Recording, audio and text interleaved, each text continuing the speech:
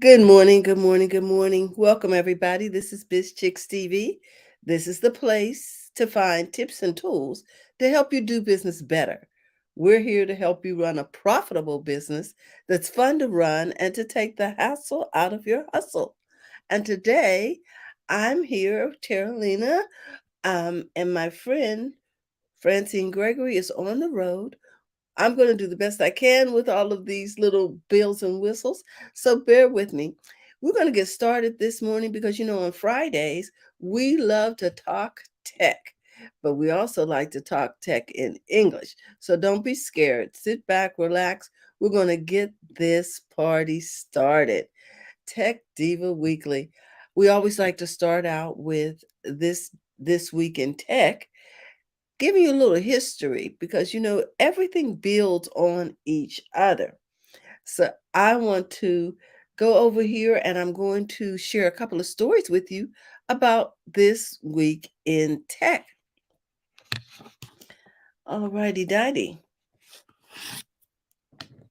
Our first article that I want to share with you is about Mr. Bell. Mr. Bell calls Mr. Watson.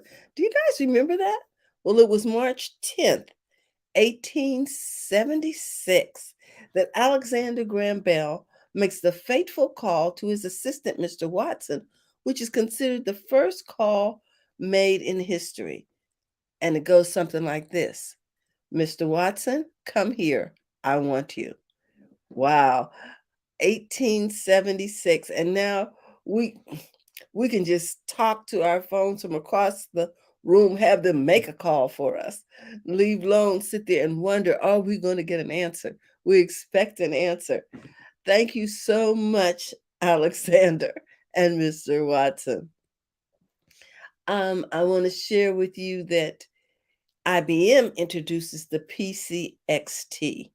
That was in March of 1983. It doesn't seem that long ago, does it?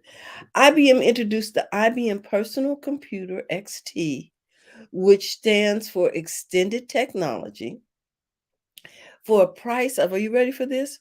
$4,995. That was the price of a small PC that could go on your desktop at that. It features an Intel 8088 processor, a 10 megabyte a 10 megabyte hard drive, 8 expansion slots, serial port, 128 uh, RAM, a keyboard, and one double-sided floppy disk drive that held 360 gigabytes. So I thought that was interesting. $5,000 for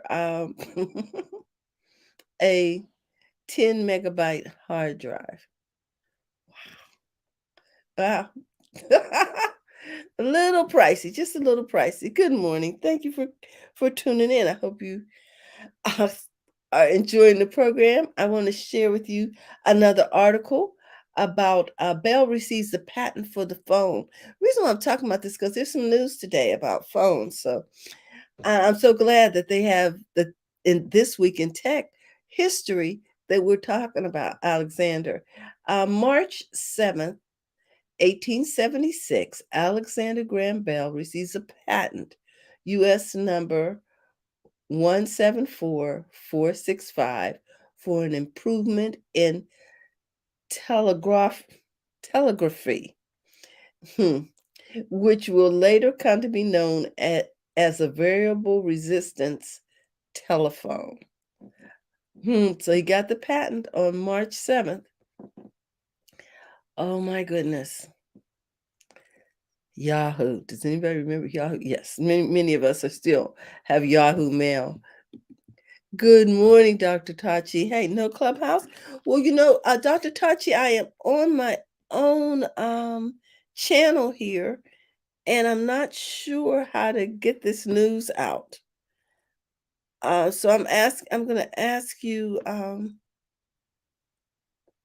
do I do that? I wanted to ping some people into the room. Let me see if I can find you, Dr. Tachi. Let's see. That's for the back channel. And this is the chat. I am just clueless as to how to get this done. Uh-huh. I see the clubhouse, but I can't start a room for Biz Chicks. So I'm sort of stuck here. I don't know what to do about this other than I was under the impression that I had started a room.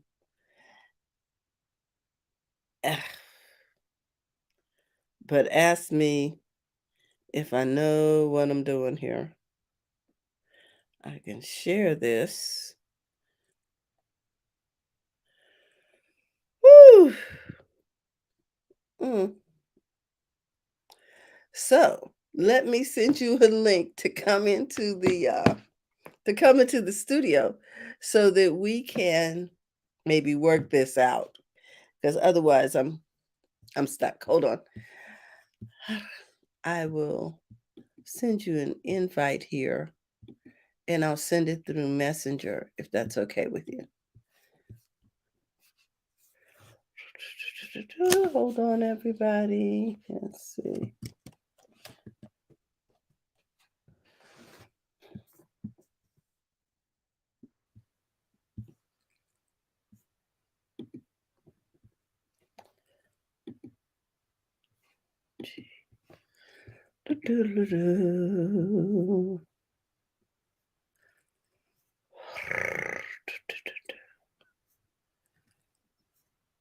We're playing in the sandbox, as Fran says.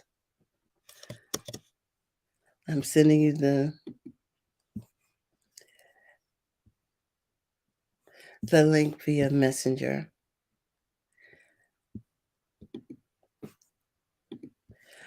Okay. Alrighty, daddy.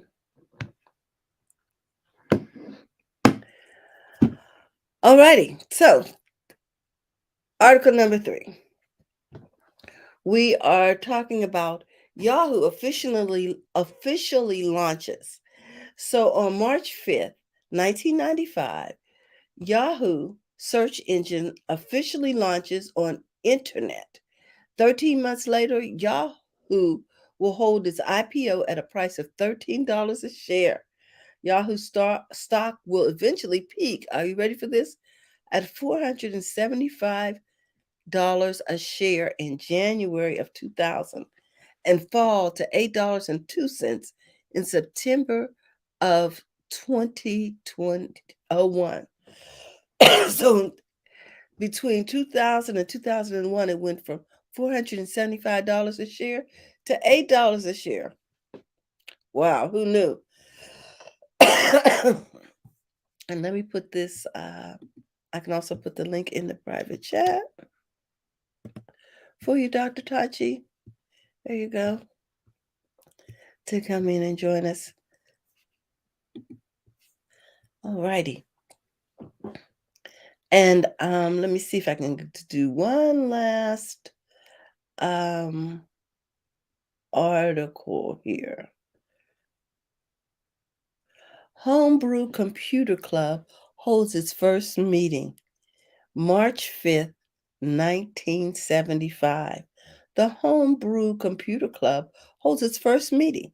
Many people who played an important part in the early days of personal computing attended meetings at the Homebrew Computer Club. During the course of its history, perhaps no meetings were more important than the one that took place almost exactly 1 year after the first meeting. Steve Wozniak brought his design for what eventually became the Apple computer. Wow, there's nothing like a little homebrew, is there, to keep things going? Oh my goodness. So with that, we're going to get started with a couple of little articles about what's going on right now in the world of tech. First thing I want to talk about. Good morning, Dr. Tachi. How are you this morning?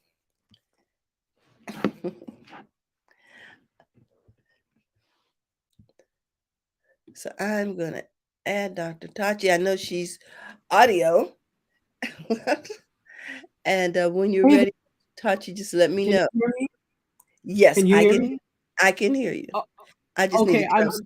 I'm like not set up for for any of this today. So I feel you. I feel you, wow. Dr. Tachi. Yeah, well, continue. I didn't want to interrupt. Okay, no problem. Do you want me to put you backstage or No, no, no, no. good? 'Cause Yeah, no, I'll stay on stage as long as you're okay with me being no picture today. oh yes, I'm fine with that. I'm sorry. Okay, okay. I'm fine with that. Today, I wanted to talk about Apple and the fact that they have come up with their new phone. It's Yeah, moderately priced, and it has a the major chip that's now in the 13 is in this moderately priced phone, and I'm wondering, should I have got a 13? No. well, when you talk about moderately priced, it's gone up. That same model was 399, I believe, before, and now it's 429. So, you are paying for it somewhere.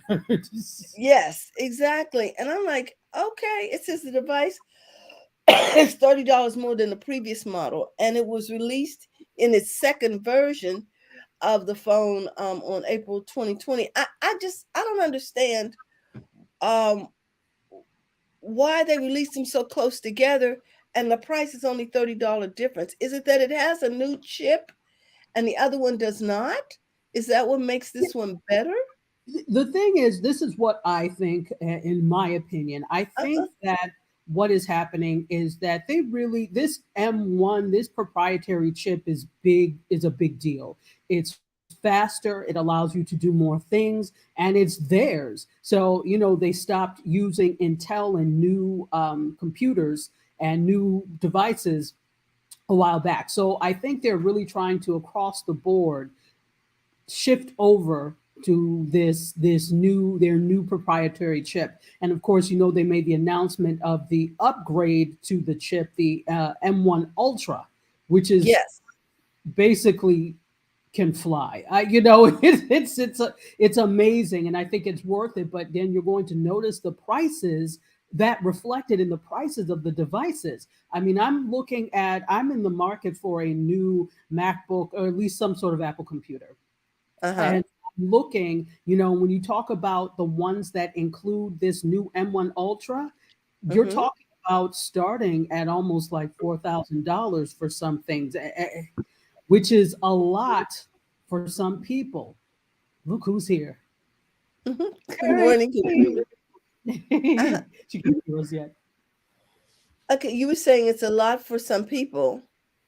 Yeah, it's a lot for some people in terms of, if unless you are doing production, you're doing video, you're doing a lot of photo editing, a lot of sound editing, where you need this space and you need the speed of this chip. You're going to have to decide, if I'm just using like Microsoft Word, is this something that I want to pay for? And for the average person, maybe no. But guess what? You've got the slickness and sleekness of Apple and marketing that draws you in every time. I don't know if you've been on YouTube lately, but I'm on there all day, every day.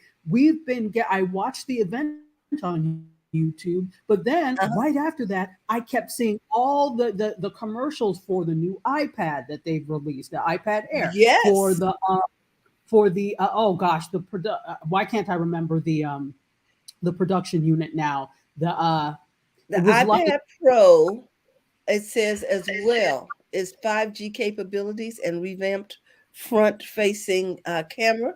The new iPad Air is available for pre-order starting Friday, just like the phone is going to be, and will be available in stores on March 18th. The price is $599. the devil is a liar. That is amazing to me. I mean, like, Too much. Yeah, I'm not trying to be funny, and I'm not trying to deny and any. see, I thought that was a good price. You think it's too Okay, much? well, here's the thing. It's a good price, I guess, for maybe what it can do. Mm-hmm. But we still have to remember, this is a mobile device. It is not a computer. So there are still some things you're not going to be able to do. You don't have the flexibility in storage and a lot of other things because this is a mobile device. Now, if you want to spend that much money on this is $600 now, and you really need a computer, then you need to say, should I put this $600 toward a computer that will actually do more things? Now, and I'm not, knocking anybody who wants to get it. It's not terribly high, but it's high to me as a secondary device. Okay. To me. Well, I love my iPad. And so I think it's well worth for it to go even faster. I'm in for $600. But faster to do what? That's what I want to know.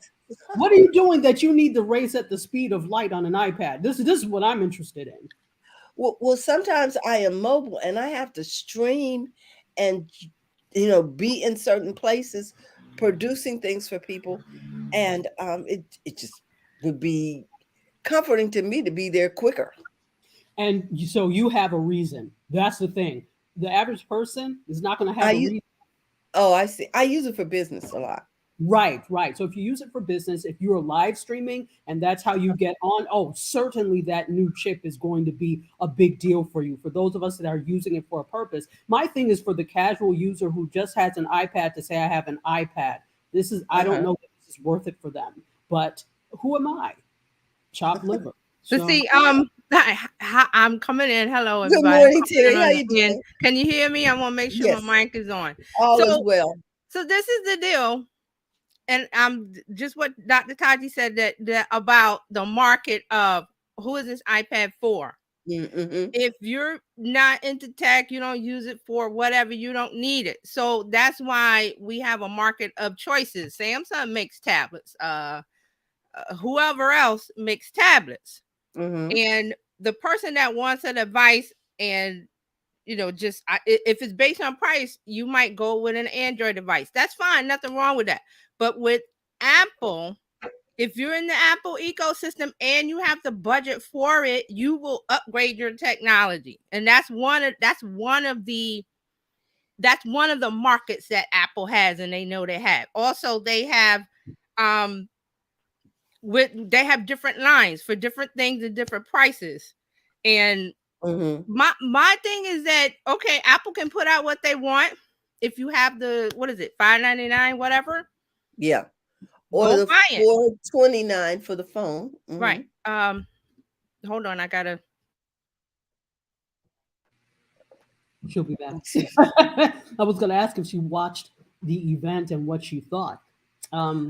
She'll be right back. What did you think of the event? Did you watch the event? I did not watch the event. I watched some snips about the different products. And, the thing about technology is sometimes that the things that the improvements are so incremental. And like you said, do you have a need to go faster? It's sort of like you have a BMW. Do you need a Lamborghini? Right. So those are choices that we make because it goes a little faster, it moves a little smoother. And we ask ourselves, do we want those advantages? So yeah. Okay. I'm sorry, I had a delivery. I had to well, that's a very important person. We thank you.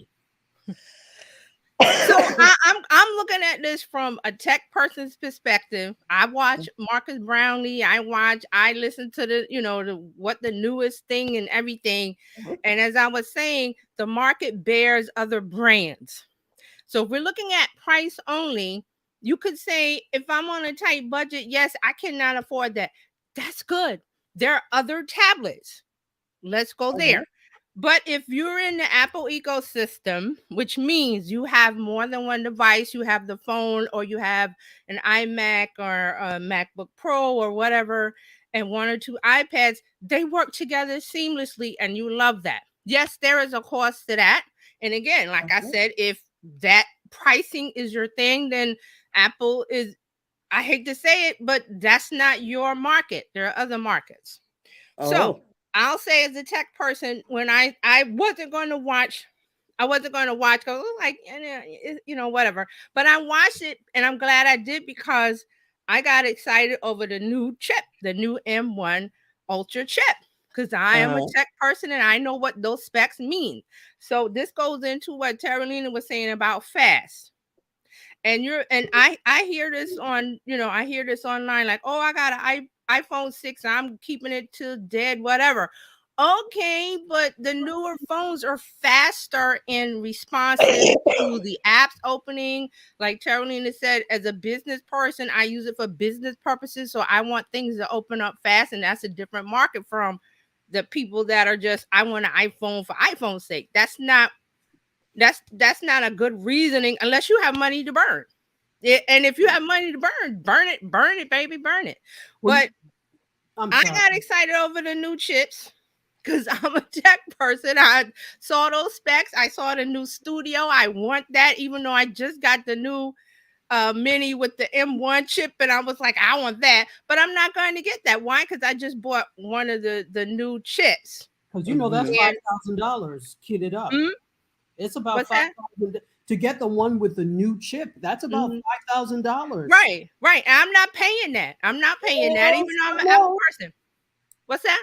I said, hell's no. Right. I'm not buying that.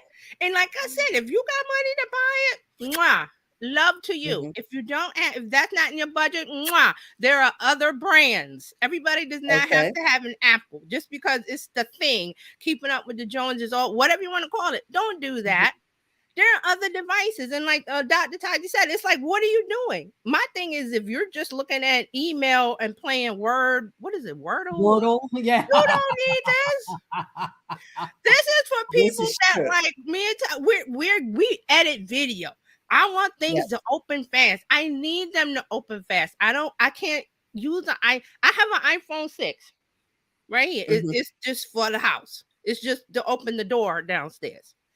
But I would, and sometimes I look at it for my mail or pop, and I'm like, this thing is slower than molasses in Siberia on January 1st. And what it is that morning, everybody on Clubhouse. If you get the new phone, you want things to open up fast because one, you paid a lot of money for it. Two, you need it to work because you got things to do. We're talking about the business use. And like I said, I'm not buying any of the new things because I have new things and I'm happy with them. One or two has the new M1 chip, doesn't have the Ultra, but I'm not breaking the bank to go and, I would love to have the Ultra, but I'm not buying it. Mm-hmm. So, we had a discussion about, this is about Apple. You know how many people, they hold on to Apple devices. They're like 12, 15 years old. And Apple is like, okay, you guys can't hold on to that because one, is slow. Two, we changed the architecture and infrastructure. We have a new chip. Everything runs faster. But they're holding on because, well, it's an Apple and whatever the reasons. But see, Apple wants you to buy Apple's philosophy. They might have they might be valuated at $1 trillion or whatever, but they still need money coming in. So they need to get you excited about buying new tech. That's all this is. Get you excited about buying new tech. It's like cars. When you have an old car, what do the car manufacturers do? They roll out, this is the new 2023 lot, and they roll it out and you go, and you want it, but can you afford it? You hold on to the old car, right? Until you get to the point where it doesn't work, or the things that happen with cars. I haven't owned a car in years, but that's the correlation. Okay, well, I want to find out if anybody in Clubhouse has an opinion. We've got Dry Buzz over here. How you doing, Yolanda? And we've got Gail and Ann, or Dr. Tachi. If any of you want to weigh in, maybe we should do a poll. How many people really think they want this? So if you want this, you can either put. See, the thing is, just because Apple made it, do you have to buy it? No. And do you have to buy it right now? I usually wait a couple of generations between phones. You can wait. Mm-hmm.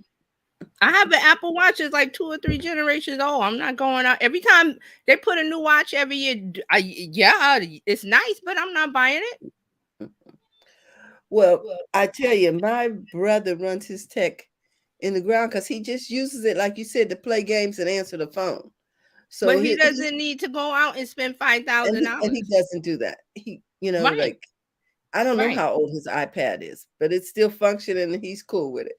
I remember You know what, though? the I'm different sorry. levels of iPads. There's iPad Mhm. Pro and iPad. This was the iPad Air. So Mhm. just to clarify. Right. Okay. Right. No, that's a good clarification. I think though, again, the big thing with this is for many consumers, it's not whether or not we need it, because I think we'll talk ourselves into the fact that we do need it, even if you don't, because the marketing is so slick, the packaging is so slick. It's a pretty. status symbol. It's pretty. Okay, so if you think about it now, there was a study that was done a few years ago that showed that malls that had an Apple store and a Tesla store dealership, they had I can't remember the amount, but I think it was something like 65 or 75% more business than the average mall because of those two stores. So if you had an Apple store and a Tesla store, your mall was doing more business. Because if I think about it, my the mall down the street from me, the Galleria, actually has an Apple store. Now, malls, if you think about it, the business has gone down in many malls because of online shopping, etc. And then it was even worse during the pandemic because nobody was trying to be inside around maskless fools in a mall. Right. And so, the main thing when you go in there, I noticed that, there are a lot of stores that didn't make it through the thick of the pandemic, but Apple is still there. And most of the people that are in there are there to go to Apple and or H&M, but Apple. So yeah, it's so there's a lot of truth to it because it's a huge thing and it's a status symbol. It's almost like a Starbucks. For those of you that are Starbucks people, you can easily, even though Nespresso and Keurigs are big now, but it was a status symbol to be walking your little toy dog in your little sweatsuit with your little Starbucks cup because it was a symbol, a status symbol, carrying your Chanel bag. Right. The same thing is using an iPhone in the mall and you're carrying a bag from Apple. I remember when I went to go get this iPad last year, people, oh, what did you buy from Apple? Like it was a big deal. To me, it's not. It's something that I needed. But to them, it's a status symbol. It's true. When I walked in the door with those Apple that's bags, why we've talked ourselves. But the kids wanted to know. But see, that to that point, Tachi, I agree with you. But then we have to look at ourselves as people, because the pandemic came along, and you hear about the Great Resignation. People discovering that they don't have a job that they don't love. That there's a wave of change happening. So you have to look at yourself and say, I need a Chanel. I don't carry a Chanel. I don't want a Chanel bag. That doesn't define who I am. The Apple products don't define who I am. I said it earlier. I don't know if you heard me. That I get them because it's an ecosystem that works together. If you have one or three or whatever devices, the phone, you can copy from one to the other. You can airdrop from one. I need that for business use. But these people that are just going, well, I need an iPhone. Why? As a status symbol, it's not. Just because it costs $1,000. All the phones cost $1,000. Aren't all the phones the same price? They're all over $1,000. And you know what we're also not going to do? We're also not going to shame people if that's what they feel they want to do, because for some people, that's all they have. I mean, that's sad in a sad state of affairs, but okay. That's no, fine. I'm not going to shame them. I'm going no, not saying that we are, but you're like, I'm not going to shame anybody if that's what you decide to do, especially when it comes to things. And this is kind of a tangent, but it's not.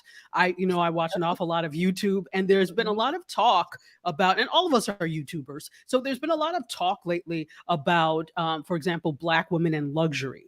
Okay, and, I know what you're talking. I've heard that. I've heard what you. Yeah, the Black women in luxury thing, and they'll go out and buy Chanel bags, and they're like, oh, this just came in, the Fendi F bag, that's the big thing now, we got to have it, all the girls now have it in all the different colors. But then you'll see comments of like, people are starving in Belarus and Europe, that kind of thing. And there's been this conversation of, why can't Black women have luxury? Why are we shaming them when they choose to do these things? Now, granted, our situation is a lot different than a lot of other people who will just drop $2,000 on a bag. We think we can't think or many of us feel that we cannot think individually. We need to think as a collective. And you making They're that not a decision to monolith. buy the $2,000 bag, $2,000 iPhone, $2,000 whatever is because Apple is luxury. I don't care what anybody else says. That is a luxury item. It is a utility item, but it's luxury at the same time. She's right. No, Terlene, she's right. Apple is the upper echelon brand of tech, no doubt about it. And as I said before, if you can't, that's not in your budget, don't feel bad. There are other brands, you know, I'm not going to list them, you know, whatever. It fits in your budget and does the job that you needed to do. That's how I see it. But if you see Apple as a luxury brand, it is, because this is the $1 trillion valuation is one of those brands that, you know, remember the lines, people used to line up outside, and that brought a certain cachet. But Apple's also on the other side of that. The tech is there. Like, where else is the tech going? But Apple's like so I'm looking at it as from the tech brand. But you're right, Dr. Tachi, you're right. People are treating it as a luxury thing. And then the thing about the Black women, I think that if you can, whatever you can afford, please buy it. Don't let anybody shame you. You worked hard to get to the point where you have that budget. Exactly. And if you want to buy a Chanel, buy it. If you want to buy a Fendi, buy it. If you want to buy a Lamborghini, you can afford it, and you're a Black woman, buy it. And we shouldn't have to answer questions about it as to why. You know, and stupid people shouldn't be asking questions as to why. Don't answer any questions. If you have a PhD or whatever, or you're the entrepreneur and you created a business that brings in 500 million, whatever it is, as a Black woman, own it. Don't let anybody try to pull you down and say that you can't have luxury. Yes, you can. You can if that's what you desire. Don't let anybody shame you. Don't let anybody, you got support from other Black people, other people in the world that say, hey, if that's what you did, you worked hard, baby, buy it. If it makes you happy. And that's what you want to do. And own it proudly. Own it proudly. I know that's hard, but own it proudly. Absolutely. Absolutely. No, that was excellent. I didn't mean to take it's kind of a tangent, but it's kind of not, because you're right. You're right. Yeah. This goes into tech. Yeah.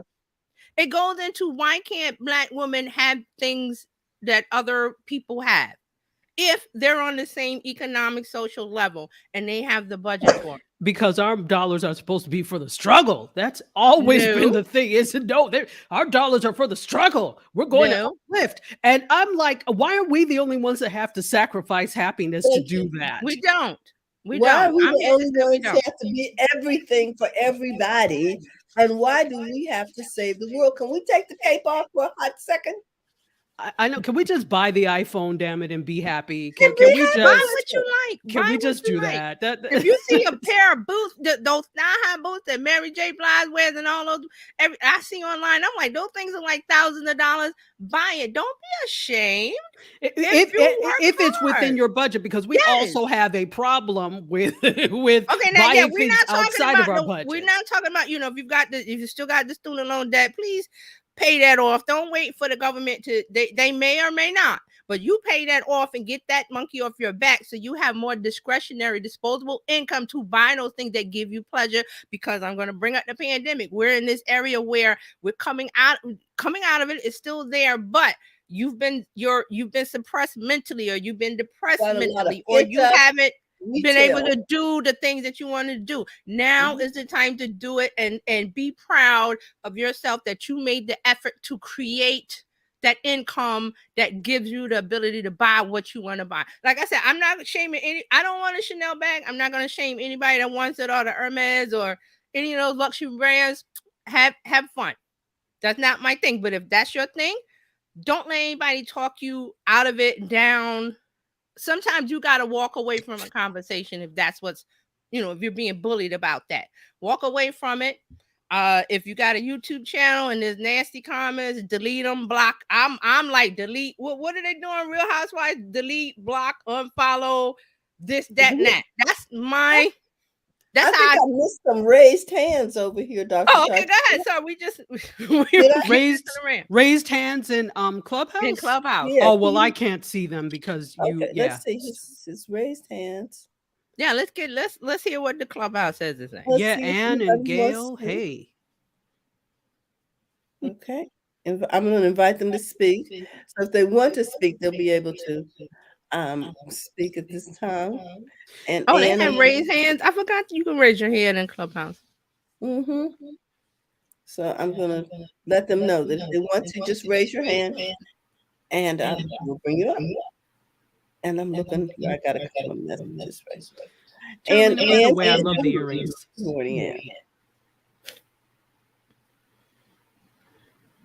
Okay.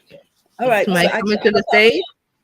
Clubhouse is everybody's okay. I said, is somebody coming to the stage? Yeah, Gail is Yes, here. Hey, there's Gail. Hi, Gail. How you doing? Welcome to the stage. Well, hello, ladies. Good morning. Good Can you morning. hear me? We can hear you clearly. Can you hear her over? Okay, on the Yeah, she Can you sounds on the great. live stream too. Okay, wonderful. I'm wearing a mask, but I wanted to let you know this is a topic I could talk all day about, luxury and Black women in luxury. Well, Oh, we lost. I wonder if she's traveling. No, a connection might be. She may be. You know, Clubhouse. Yeah, Yes, it'll say it poor will be. connection. Oh, she's back, I She's think. back. I'm going to be, and I want to be succinct. Mhm. I want to say I echo the sentiments 360 all the way around, you know. Buy what you can afford, make the most of what you have. And then also some of these brands that are true luxury brands, sometimes we forget that they might actually have innovations that would be ergonomic, that have accessibility controls. But then if you want to talk about even the Chanel bag, okay, it's a status symbol. And there was a study done, or maybe even more than one study done, that said that for certain individuals, having the cachet of that luxury bag might be not just a status symbol, but an entree into certain spaces. I'm not advocating for using a Chanel or any other luxury product to gain entry to certain spaces. I'm simply stating that actual ethnographic studies were done with women transitioning from one income status to another, from one kind of job environment to another, from one kind of interview for a particular kind of job to another, and having somehow a symbol, a visual symbol that connoted certain status actually worked to their advantage. Okay. So I want to put them on the table. And then I just wanted to throw another suggestion out there. And I'm going to be delicate when I put this out there. So I don't want to hurt anybody's feelings or anything. But I do want to say, for some individuals, having that luxury product isn't about status at all, but it could be about culture. And I mean literally, for some individuals, and I'm talking ethnographic minorities in the United States, having a tie to the old country via that luxury product means something. And you know, and I can talk more about that, but I'm trying to be succinct in my oratory. So thank you so much for allowing me thank you. to join your conversation. Oh, thank you. Thank you can for I that just opinion. add? Yeah, go ahead. Let me just add in here how I know Gail. So in 2014, Gail and I were on a panel in Long Beach, California, about fashion at it was called the Long Beach Film Festival, wasn't it? Something like that. That's absolutely right. Yes. Yeah.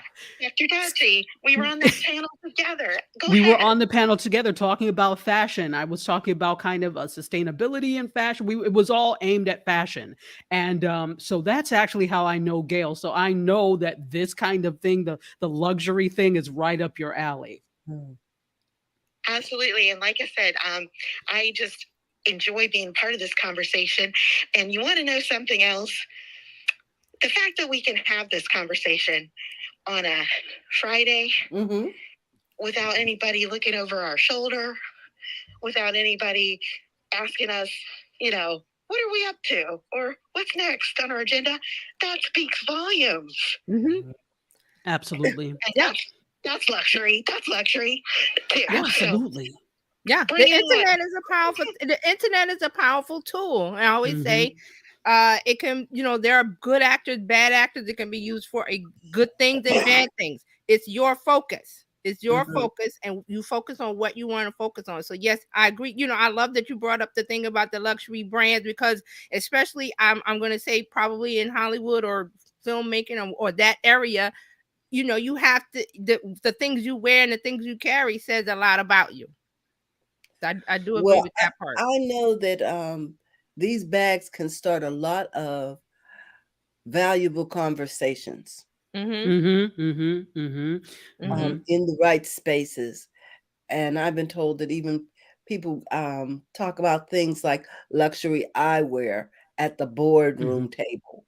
Yeah. Just having the right Yeah. brand can make a difference.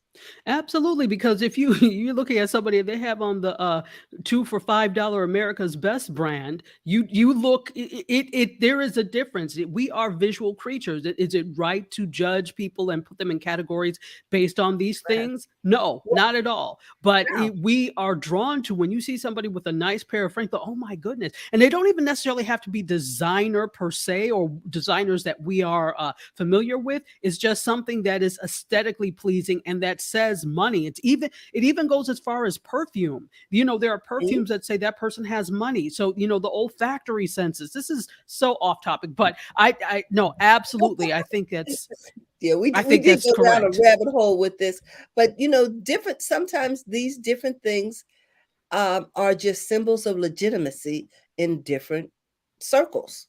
So Absolutely. It's the same thing with, I don't know if you guys remember, you do remember the Motorola Razor? Yes, of yeah, course. Okay. Now that, of course, we all remember that. I still have mine. I have all my old phones. So, because I detest electronic junk. So I keep all my old phones for some reason in a nice box. So when the Motorola Razor came out, that was like the first of its kind, not necessarily just function wise, but Mhm. look wise. It was Mhm. thin, it was sleek, it was The a flip phone, clamshell. but it had this Mhm. wonderful, a clamshell. It That's what it had was this called. wonderful full color display, which is not something that we really had seen before with the flip/clamshell phones. And you would go, I remember very well, I was going to Atlanta, and I was at the air, the Hartsfield Jackson Airport, and you take this tram to Yeah. get to the main terminal. So Mhm. everybody was on their phones loud just so that we could notice that they had a bloody Motorola I remember those days. Razor. Like, Yes. yeah, Bob, I what do you remember that. think I remember about? that. Yeah, damn it, we Mhm. see your phone. You don't have to be so loud. But that is another example of being a status symbol, being the first to get some of these things, Mm. being the first to, you don't do that kind of thing. In New York, you don't do that kind of thing, especially back then, because you might not have it for long Yeah, anymore if you you would lost get it that like that. snatched. That would get snatched with a quickness. Really quick. You just go out plain and mind your business, You especially talking back in your then. hand. That's how fast they took that phone from you. You talking.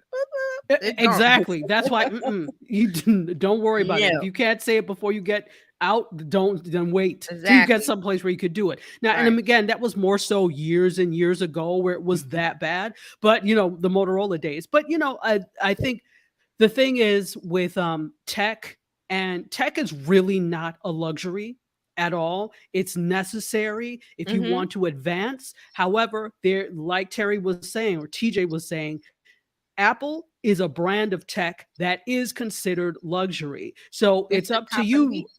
Mhm. Yeah, and it is The top. it is the top of the line, except for their stupid peripherals which break when you look at them. But I think that Right. They're not perfect. I mean, like brand wise, like yeah, brand recognition wise, they're Mhm. at the top. absolutely. It has brand recognition, but they also work. I wouldn't edit video on any other type of machine other than a Neither. Mac, because Neither. nothing else and I've done it in the past and it's Nothing been touches it. horrible. Nothing touches it. So I think that it is a necessity for some. For others, maybe you don't need that top of the line, and if it's going to break the bank and cause problems, you can get away with tech that is not as expensive. Just have some level of tech. That's my point. There are other brands. Apple's not the only tech brand. They just happen to have the most recognition there, the valuation in the trillions and whatever. So, if you cannot afford the Apple, then there are other brands. There's nothing wrong with that, because the tech is, like Dr. Ty said, it has to work for you. If you're just checking email, you don't need to break the bank. You don't. Well, ladies, I want to share Anna's opinion. Anna Ellis over here, she is saying that in the chat over on Clubhouse that she had the black, the silver, and the fuchsia razor. So she was the fuchsia. Oh, that one was hot. she had rich folk stuff. She had 3. She was into okay, well, now I know that we spent some time talking about this. I don't know why my topics always take us down rabbit holes, but well, I came in at the tail. And what was the topic about the new Apple the Apple event? Was that? Yeah, we were talking the Apple event. Oh, okay. I'll just say that if you're not into tech, if you're into fashion, then if you're into fashion, then your fashion blog, whatever, you're going to pay attention to the new line. Wasn't there the spring fashion show or something in Paris last week or something? Yes, last month was fashion month. Yeah, there was so you pay attention to those things. When Chanel comes out with something or this, to pay attention to that. So in tech world, that's what we do with the Apple event. But if tech is not your thing, you don't have to worry about it. Those new chips coming out, I was like, I want that. I was looking at the 20-core processor and I was like, wow. But I'm not going to break the bank on it because I just bought something. So you're going to get caught up in, I bought it this month, and then 2 months later, here comes the new thing. So you got to be satisfied with, what you have. But if you can, go out and buy it, go out and buy it. But, well. All right. Well, TJ, I think we might have time for a few. Okay, so let me squeeze in some tech news. So social media news this week. Let's talk about YouTube. YouTube is offering podcasters up to $300,000 to create videos. For real. Yeah. So YouTube is offering podcasters grants, and they got grants in quotes, to produce videos, include film versions of their shows. Individual show creators would receive $50,000, while podcast networks will receive $200,000 or $300,000. So they're doing this. So why are they doing this? So they're trying to get into the podcasting game. So they're saying 43% of monthly podcast listeners say they go to YouTube for podcasts, and this was from 2018 to 2019, ahead of Apple and Spotify. So this was a few years ago. I would want to get the updated data for 2022, but there it is. So YouTube is looking to capture more of this audio only audience, and they want a piece of this pie. eMarketer in 2021, eMarketer predicted 40% of U.S. internet users would listen to a podcast at least once per month. So, and they're also saying that more than half of all digital audio listeners in the U.S. will become podcast listeners. So, I want to look at this numbers because Edison Research is coming out in a few weeks with they do a whole audio social media podcast survey every year. Is really big, so I want to see the numbers on that. But yeah, so YouTube is getting in the podcasting network game. What do we think of that? Okay. All right, so moving on. Amazon has now. This is the headline. I'm going to read it, and then I'm going to read another headline. Amazon launches a Clubhouse competitor that turns everyone into a DJ. Really? Here's the other headline. Amazon launches audio app combining music and live conversation. So the first headline, I was like, what? Okay, everything's a Clubhouse competitor, but it's really an audio app combining music and live conversation. Now, why has this gotten news this week? Because Nicki Minaj, Pusha T, and Big Boy will host initial shows. So Nicki and her group, they were all excited. They're all on the app. It's called AMP, A-M-P. Oh. The music will come from Universal, Sony, Warner, and indie labels. So this is it's more about listening to music than sitting around chatting. So I downloaded it and I had some screenshots. Let me see if I can bring it up. And what it looks like to me, it reminds me of Anchor in the early days where you could set your own channel up. Uh-huh. And people would call in and leave messages. But Amazon added music to this. So they added music to this. Okay, I don't have the screenshots. I'm not gonna do it because I had it on my phone. I didn't pick it up. But what it is I downloaded it with my phone. Let's see if I can show you. And what it is a bunch of you go in, you create a station and you play music. And people can join your channel. They can listen to music. They can like it. I'm trying to get one to come. So I don't know if you can see that. That's what it looks like. Okay. That's somebody's channel. So if I tap on it, the music will play. Oh, okay. And some of the music is not safe for work. Okay. That's good to know. So rap stuff. So you here's another one. You just swipe through. And see, the station that I'm listening to is still playing at the bottom, but then I can swipe through and see what's there. You can also create your channel. And like I said, you just go on and you play music and people can, I guess, leave comments saying they like it. They can call in. I'm not sure of all the details because I just downloaded it. So that's from Amazon. Yeah, it's AMP, A-M-P. So the goal is to turn any user into a radio DJ, able to program a playlist, talk to listeners, and chat with call-in guests. Okay. You won't need to subscribe. Anyone can come in and listen to full list songs as long as they sign up for AMP, and it's free. So they're positioning this as more of a radio style service than a live chat service. That's why I was like, why are they connecting it to Clubhouse? Clubhouse is something totally different. When you download the app, it's going to ask you for a code. And if you don't have the code, you get on a wait list. But if you download it, I'm going to give you the code. It's Twitter. The code is Twitter. Twitter. Twitter. I found it after doing some research. I don't know why Amazon decided to go down this waitlist road, because just put the thing out and let people use it. Don't do some kind of waitlist and so everybody on Twitter was looking for the code, which is how I found it. So it's Twitter. The service launched this week and it's in beta. And it's only available on iOS. They don't know. Amazon wouldn't say when it's coming out on Android or web. And it's only available in the US for now. Okay? Interesting. There was conversations about AMP in a couple of places.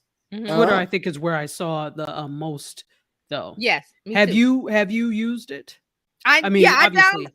Well, I haven't I haven't made a channel because I was trying to figure out what the heck do I want to do with it. Yeah, it's like you get excited. It's like, yay, now what am I going to do with it? Because I'm like, okay, what's the business use for this? For me, I don't see it. I see it as something, like I said, Anchor. Remember Anchor came out and people made channels and it was so much fun because we could call each other and leave messages. Yes. And so it's like that, but you play music. You play music. And you make a music channel and it plays music. So I'm going to go in here into one. I don't want to pull it up because some of this is, rap and explicit. So at the bottom, it says like there's 4 people listening to this channel. And she said, okay, it's called On Repeat, New and Old, a compilation on songs that I just can't get enough of. And then she plays songs. And then, okay, there's a heart. I guess I'll heart it. But I don't see where the conversation is happening. Fran says, why? I don't see where they said conversation. I don't see it. And I can follow. So this person is Brianna Monique. She's got 33 followers. She's got a link to her Instagram, and it says, I'm gonna follow her just to see. So I'm following, and then there's a little button that lets me know, I guess, when she goes live. Yeah. So yeah, so it's radio. You create a radio station. I don't see the chat part. I'm not seeing because they said conversations. I don't see where I can call in. And maybe let me see. Maybe she has to allow chats. I don't know. Oh, okay. Now I see. There's a little microphone icon that you tap and you request a call in. Okay. Now I don't know what happens because I canceled mine because I'm doing something else. I won't be able to talk to her, but I'll look at that later. So that's AMP from Amazon, and the misleading headline was, "Oh, this is a Clubhouse competitor." Sorry, I'm like, no, it's not. No, it's that's not. lazy journalism. Whoever said that. Yeah, so I that's why I gave you two titles. The Amazon launches audio app combining music and live conversation, and they got Nicki Minaj, Pusha T, and Big Boy. And music comes from Universal, Sony, Warner, and some indie labels. So there you go. It's not a Clubhouse competitor. And we're going to move on. So speaking of music, TikTok has something called Sound On platform, lets musicians directly share their own tracks. It's available in the US, UK, Brazil, and Indonesia. It's called Sound On, allows artists to upload their music directly to TikTok and to distribute it to various music streaming services. ByteDance won't be charging artists any distribution or transaction fees. Artists will get 100% of their royalties for unlimited time when TikTok creators use their music for the videos. So let's see. Yeah. So that's a part of TikTok. Let me see. Oh, I have a lot of notes. Let me see. Why do I have a lot of notes on this? Oh, it says on the Sound On's FAQ page, artists will get to keep all the rights to their music, and they're not expected to use the platform exclusively. So TikTok is like, okay, because TikTok is based off of trending sounds, music, and stuff like that. So now they're saying artists should sign up to the Sound On platform, and then they can put their music into TikTok, and TikTokers can use their sounds in their videos. Nice. So that's good. So that's in the UK, US, Brazil, and Indonesia, and they're testing it now. That is a winner. All right, let's see. Yeah, TikTok. So that's from TikTok. Let me go to Twitter. Twitter is testing Shops feature. Twitter has introduced Twitter Shops, which lets sellers choose up to 50 products to showcase on the social media app. Now, they were testing this last year, I believe. I know this was a test, and they're putting a shop module. They put out the test last summer. So this gives the store gives you the ability to create a dedicated full screen space for up to 50 items. So the shops are only viewable for US Twitter users who use the app in English for now, is what this story is saying. So Twitter has a shop feature. So if you're a business and you're selling products, there's your Twitter shop. Also, Twitter. So I'm interested. I'm sorry. Go ahead. Well, I'm interested to know the likelihood that Twitter users will shop, because generally, obviously, they haven't had this feature before. So it's something that is new for them. But unlike Instagram users, which, you click on something and, I didn't mean to buy that. I thought I was just looking, unlike the Instagram users and TikTok users who are used to shopping, Twitter users, to me, it doesn't seem that is something that they do. So in your estimation, what's the likelihood of this really taking off? Well, not really in the beginning, like you said, because Twitter users aren't there to shop. They're there to have conversations. But this is based on just me looking at things. Whenever somebody has a viral tweet about something And then they didn't, and I always see the next tweet that they connect to. Oh, I didn't expect this to blow up. Since you're here, check out my this. So I've seen a lot of that. Like I'm selling soap, or I'm selling incense, or I do music, I do this, I make this. So they in that second tweet, they say, hey, since everybody's here, check out my thing. So that's why I see it may take off, but it's going to be a slow thing. And also it's going to be on your profile, just like the tip jar. Does anybody use the tip jar? Does anybody know what the tip jar is on Twitter? There's a place on your Twitter profile. There's a place on the Twitter profile. If you like somebody's tweets, you go to their profile and you tap the tip jar and you give them a tip. It's Cash App, Venmo. They added crypto to it and all that other stuff. So that shops is going to be on your profile. So if you have something to sell, I say use this. If you're a Twitter user, if you're not a Twitter user and you don't like Twitter, just, you don't have to use this. If you're on Instagram selling, stay there. If you're on TikTok selling, stay there. Can I add something about Go ahead. The tip jar?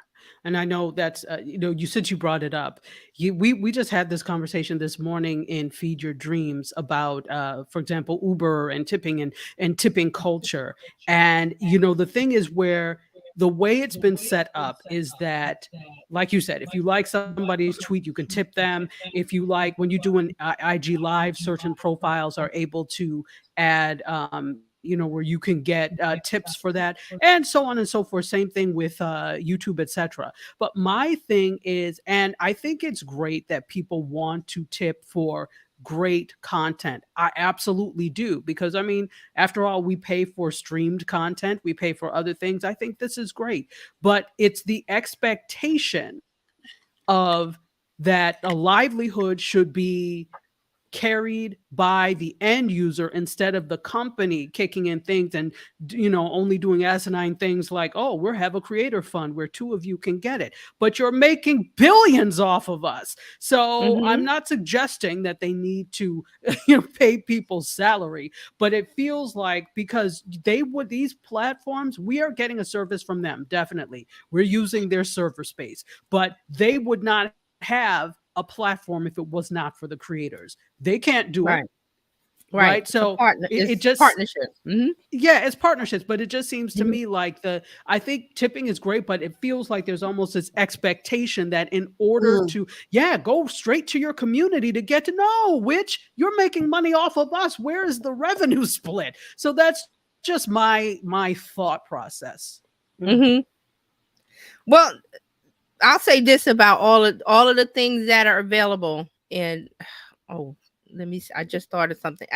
Because I look at a lot of marketing and data charts. I follow data. I'm a data nerd. I love it. So I saw one from eMarketer about it was about influencers and what they do on the platform. Like, do they direct?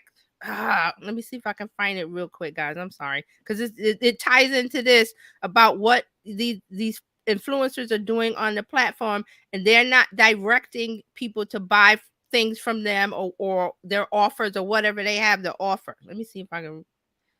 I had the chart up here. It is. I think this is it.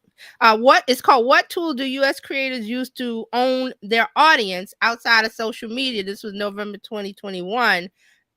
So website and blog was 41%, but the number one thing was they don't use any platforms to create their own audience. So this ties into what Dr. Tachi was saying about all of these creator funds. You're waiting for YouTube or Snapchat or TikTok to give you pennies, when if you build an audience, which is what I talk about a lot, you have 100% of that instead of 10% or 5% of whatever they want to give you. So I was really shocked when I saw this chart that they don't use any other platform to grow their audience outside of social media. 43%. So you're online using Instagram, TikTok, or whatever, and you're just, well, hey, that's all I would say. Ask for what you want. Tell them where to go.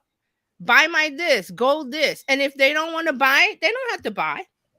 No, Don't think about I it. agree. And you know what the whole thing is, you definitely need to get them off of that platform, because here's the thing. There's also tipping fatigue, I think, because there's so many people that are going live.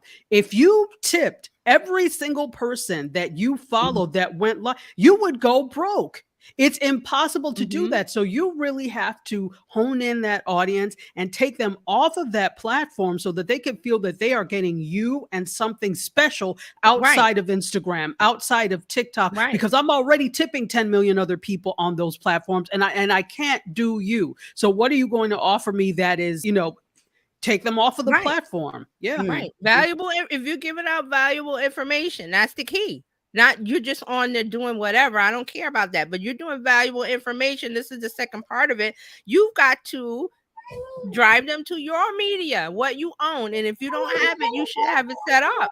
It should be set up. So when I saw this chart, I was like, and I did a little video on it. I haven't uploaded it yet because I do marketing charts on TikTok. Because I'm like, look, I saw this and I was like, wow, no other platforms, 43.3%. US creators, they do not grow their audience out. They use nothing. What this is they do nothing. And I guess they are, like Dr. Taji said, they're relying on TikTok to give them the pennies, or Snapchat has the fun to give them. We talked about that. Somebody was making millions, and Snapchat was like, "Whoa, we got to stop that." So it just one of those things. But it's there. If you're running a business and you use Twitter, look at the shops feature. You don't have to use it, but look at it. But Twitter's trying to be relevant in this creator economy world. I'll say that. Okay.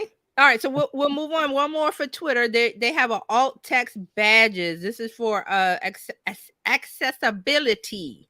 So this is alt text is for people with I don't want to say it's not disabilities. It's something else. They're challenged. They're challenged. So they need instead of them seeing the visual, they might need the text reader that they use to read. Yes, they may be stuff like visually that. challenged, or yes. Right, visually challenged. So Twitter is saying they're adding a description or alt text to an image allows people with low vision or a cognitive disability to fully contribute to the platform. They're also useful if you don't have the fastest internet connection. I thought alt text was required according to the. Well, yes. Let's get into the government. The government has this rule for years, because I used to work for the government, and that was years ago. Yes, is it 501? I think it's 501c compliance or something. Because we, I work for the EPA, and we had to keep all that stuff, and there's lots of rules and regulations and this and that. And that was a long time ago. So it was mostly websites that had to be I think it's 501c compliant. But Twitter's considered social media, even though they have a website. So that's probably why they slid out of it. Most of the social media apps are sliding out of it. Like they never were, like the government didn't come after them. Exactly. We didn't have enough people to make them, because it was for websites. It was websites was the focus. So now social media is not, it can be a website, but it's not. It's more of an app. So they didn't get into the app part of it. That's the government for you. So, but they've had a law on the books for years to help people with disabilities. Exactly, with those alt text on the pictures. Yeah. Right. So the options are there. Instagram has it, a few others, but the government wasn't coming after social media like that. They were going after them for other things, the mental health and the bullying and stuff. So the government might be gearing up, which is why all of these apps are putting these features in now to say that they have it. But I think it's 501c compliancy. Has to do with accessibility, website accessibility for people who have visually impaired and other things. So that. Go ahead. Oh, okay. We have someone.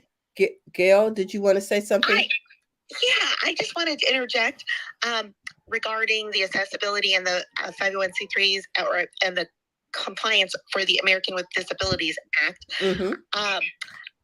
I've been having a good time writing image descriptions for the NFT collection that I'm completing. And I just wanted to say shout out also to one of your guests who held a workshop on NFTs, Dr. Tachi, of course. And but yeah, it's very interesting. Listen, my other social media could use more attention with regard to image description, I'll say. But it is interesting to see whether or how, I guess, apps will evolve in this way. So that's all I wanted to say on that. Right. They've slid through. And then I'm glad you brought up the NFT situation because, that, like you're saying, you're writing alt text and stuff for that. So a lot of these things are slipping by because they're in social media world instead of, strictly websites. So the things might change. I just feel like something's going on in the background because all of these apps are now, in Instagram, there's alt text section and different things you can put in. You just have to know where to go to get it. So this might be a thing that's coming. So.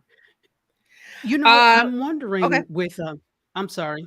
Well, the alt text, I'm wondering, and it feels like I'm lagging, so I apologize if I am because I can see it in my images. So it feels like with the alt text that there ought to be some company or someone that comes up with some AI predictive ways of doing it. Because here's the thing.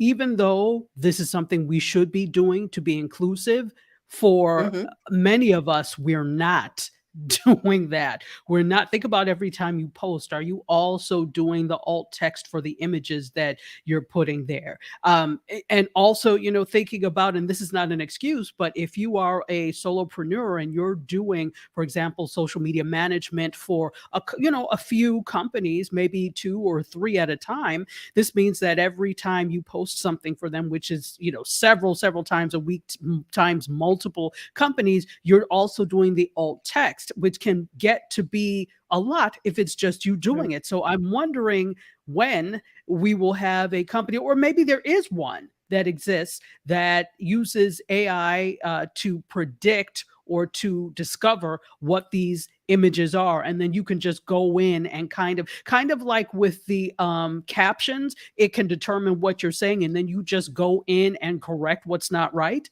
Is there something like that for images?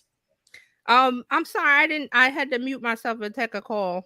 Oh, no worries. So what was it about the images?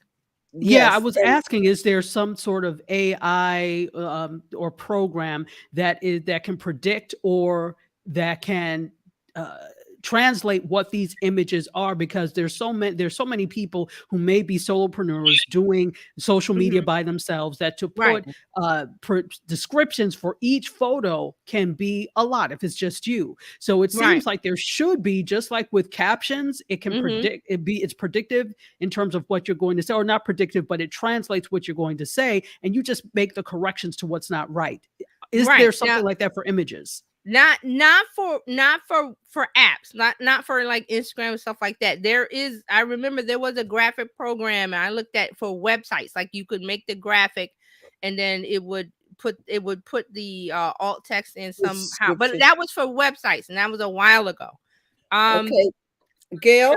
I think Gail. Yeah, I think that's an excellent idea, Dr. Tachi. And I think you raised the point about the labor involved in doing all this work, that we're doing for social media and for websites. And I'm wondering about the AI connection to the labor market itself, and whether or not we might see some inroads in the future with regard to hiring more people to do this kind of labor for AI. Well, Francine also over here in the chat on Clubhouse says, how good should the text be? What do you mean? I'm not sure what she's implying. Is she saying does it have to be super long?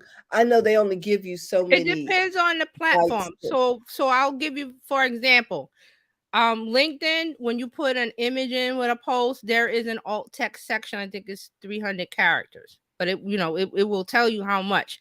Instagram, I'm not sure if there is a limit, but I'm not sure what the number is. But it will have, most of them, if they're good, they will have a limit, like, how many characters.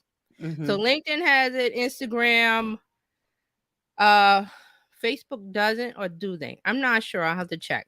But the thing about AI, and this was one of the things I talked about, because we Dr. Taji and I are in the live stream universe with Ross Brand, and he asked us to make predictions every year. This is the one I did. I said AI is coming into the social media apps, into the platforms, to where it's going to make it easy for you to do things just like this. AI is coming to get rid of those repetitive tasks. Just hold on, it's coming. To rescue us. It's coming. It's coming. To rescue or kill us. Well, and again, I will also say, I say this about automation. I don't put things on. I have a few things on automation. I have some Twitter stuff on automation, but I don't set it and forget it. Even if AI comes and they predict this is what your caption should be based off of your keywords, however the setup is, I would not trust it 100%. I have several AI tools that I use to make content and blogs and stuff, but I don't copy and paste it because it's robotic. It doesn't make sense to a human. So you have to go in, and you can't use it 100% right now. It may get to the point where we use it 98%, where you could just copy and paste and go about, because I see it for business use. As a business owner, you don't have time to do this, that, and the other. So these tools are coming. When, I don't know, but they're really close. That's all I have to say about that. This is good to know. Okay.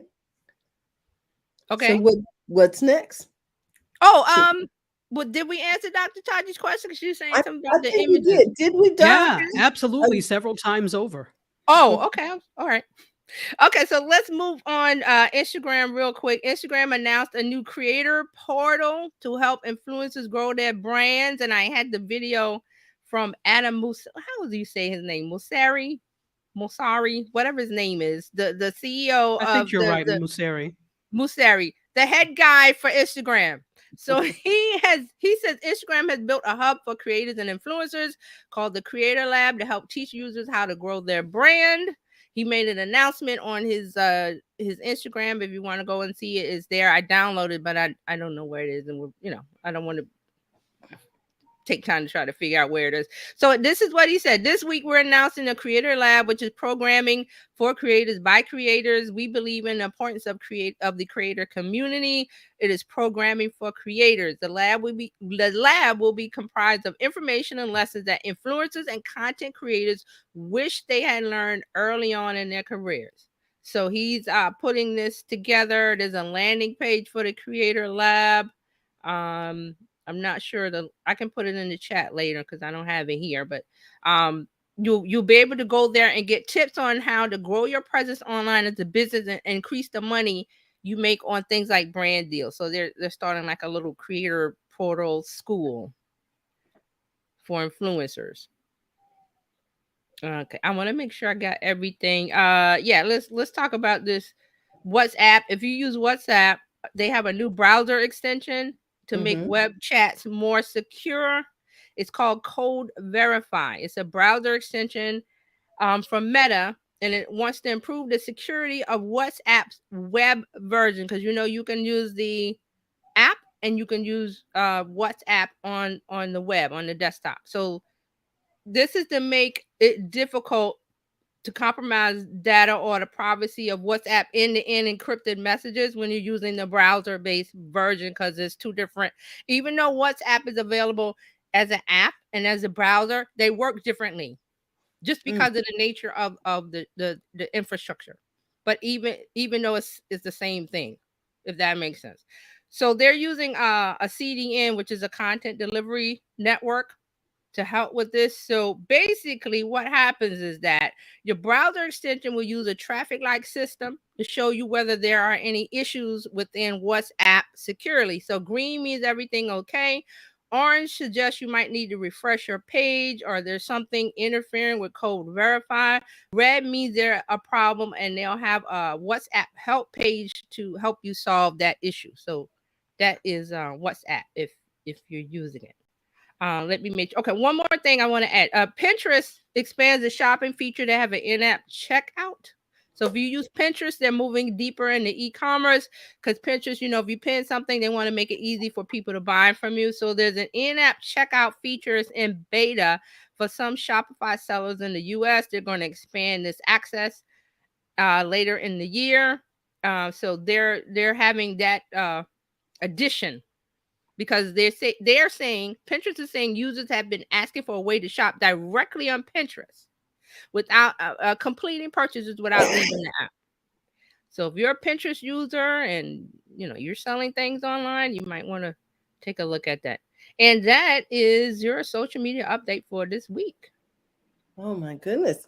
Woohoo. Oh, thank you so much, TJ. I really am interested in these different shopping features. So. Yeah.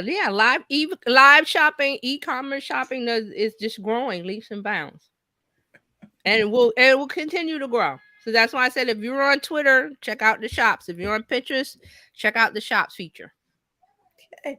Well. Hey, I've been on the shops. It is fascinating. Which one? Which one is it? Oh my goodness. I mean, I've only seen it a couple of times, but I never on would have. On Pinterest, are we talking Pinterest scale? There's an app that's actually called Shops. Oh, okay. Shop. And what it is, you open up the app, and at any given moment, all over the world, there is a host taking you inside a shop on any random city or countryside, and you go shopping with that person. And then it's become more sophisticated. It's now actually little tiny productions and shows where people who, like a host, just shows you items, and then you can buy the items outright by clicking on a button, or you can bid at auction on the items. My goodness. Through the app. Wow. Okay, so that's wild. That's great. Look for Amazon to do the same thing because Amazon has this influencers program, and basically when you go live on Amazon, that's what you're doing. You can put at the bottom of your stream all of the things that you have like in your Amazon list and show them. So this whole thing about bidding or whatever, I'm sure Amazon will do that soon. Oh yeah. Oh wow. Yeah, because they already have the Amazon Live where you can buy off of the live stream. So I didn't know about Amazon Live. So how does it work with Amazon Live? Are there video live streams? Yes. Yeah, you could go to Amazon now. I'm sorry, Terry. No, go ahead. You explain it.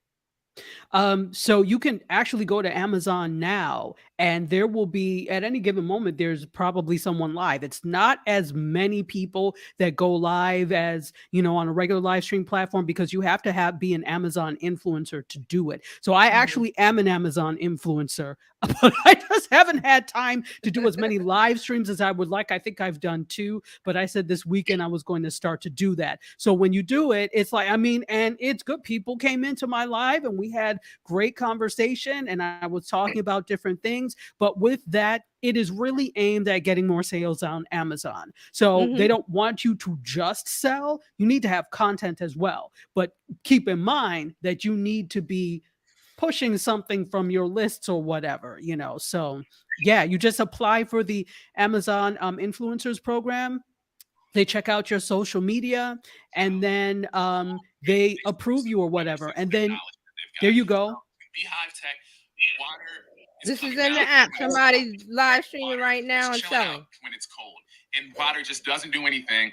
And he sounds really good. That's what we need in order for a lawn. Yeah. So Dr. Tanya, you are right. Amazon, I believe Amazon is going slow with this. And like you said, they're being slow and deliberate in who they accept, which is a good thing. But I look for that to open up more. I look for Amazon to advertise that more because live stream shopping, live e-commerce shopping is the way because they're already doing it in Asia. It's a big thing over there. Big, it's huge. Big, billions. It's huge. billions of And dollars. I actually enjoy watching the people who are on Amazon Live because they actually do a great job. No disrespect to Mhm. anybody else in other live streaming platforms, but there's also people. So, for example, you go to an IG Live and somebody can just be coming on talking about rubbish, and it's like, Uh-huh. well, that was a wasted 15 minutes of my life. So, but you don't have that with Amazon Right. Lives. They're very pointed. There Mhm. is purpose behind it. It's fantastic. There's actually Yeah. So I agree. Amazon's going to be, because and we say Amazon over these other apps because of attention, growing a community. Amazon, and also you have your Amazon your Prime membership. Those things are tied in together to where Amazon has become is the shopping. And if you're not shopping there now, you will soon, because here we got Amazon live streaming and other things. So, Absolutely. okay. Are we ready for media? Yes, I Yeah. think we're ready for Media Scope with Dr. Tachi. So let me put you in Oh, go ahead. position, Doc. There you go. Hey All right. there. What's Yay, here going I on? am. Not much. Welcome everybody to the rundown of what's happened this week in media. Some of the things that we talked about on Mediascope and outside of Mediascope. I'm sure you all saw my timeline, or maybe you didn't, that every Saturday morning when I was little, I used to wake up, turn on CNN, and watch Style with Elsa Clench. Yes, I did that as a child. She exhibited I did such too. grace. I Yeah, did too. okay. Okay, see, a lot of people did, because it's like that was our access to the runways. And back then, access to runway shows was so strict. So, obviously we were little, but the average person did not have you didn't have influencers who were there. So it was diehard fashion journalists and fashion people. That's all you had. So watching Style with Elsa Clench was a way to take a peep into the world of fashion, which I absolutely loved. When unfortunately she passed away this past week at the age of 92. Wow. In her home in New York. So she still lived in New York. So we will cherish you for the front row seat that you gave to us at all the fashion weeks, including New York, London, Milan, and Paris. Agreed. So yeah, it's Wow. she was the one that in addition to Andre Leon Talley, who we also lost this year, both of them really gave me an appreciation for fashion. And watching all of that, initially I wanted to be a designer. That was what I was working towards. Yeah, but Africans don't like that plan. So I changed that. You must plan. be a doctor or lawyer, right? Doctor, lawyer, engineer. There's fashion rubbish. There's no such thing as fashion in an African household. And so I kind of did, but I never let go of, the fashion, which is why, I'm still designing. I have the t-shirt line. Fashion is still a love. So rest well, Elsa Clench. She gave me that love for fashion. Now, another love that I had was Sesame Street when I was little. Who didn't? It was the first time that you also always saw a multicultural cast of characters, not just amongst the humans, but also the Muppets that were on there. Roosevelt Franklin teaching us about Africa in the 70s. What? And I didn't see it in the 70s. I saw the replay in the 80s. But the thing is, we were able to see all the wonderful things that was New York City, that was multiculturalism, that was Sesame Street, and it was they made inroads. So Emilio Delgado, who played Luis, had the Fix-It Shop. He passed away at the age of 81. Yeah. Wow. And if you know, Luis is the part of the original crew, Bob, Gordon, and Luis, and David, before he left Sesame Street, they had a group. And one of my favorite skits on Sesame Street was when they had the Gimme Five. And so they were kind of like a Temptations type group. And they were talking about the wonders of the number 5. I was like, whoever wrote this song, it slaps. It is banging. Yeah, and then wasn't it a big deal when he married was it Maria? He married Maria. He did. It was a big and then deal when they had the wedding. It was huge because if you don't remember, Maria used to date David.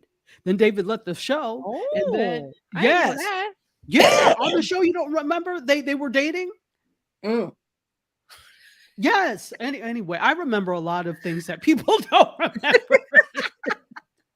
So unfortunately, the cause of death was he had blood cancer, multiple myeloma, and he was Oh, 81. 81 is not that old. So yeah.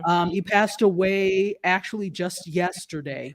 Wow. So rest well. We will Yeah, miss we you. will miss you. You did so much. And here's the thing. The interesting thing is he talked about the fact that this was the first time that you saw Latinos or Mhm. Latinx people on I was just gonna television, and say they that. weren't drug dealers, they I weren't was just gonna say that. pimps, they weren't Mhm. in disparaging roles. He was Right. a business owner. He had a Yes. fix-it shop. Yes. Yes, I Representation agree. is everything, right? Yeah, and Yes.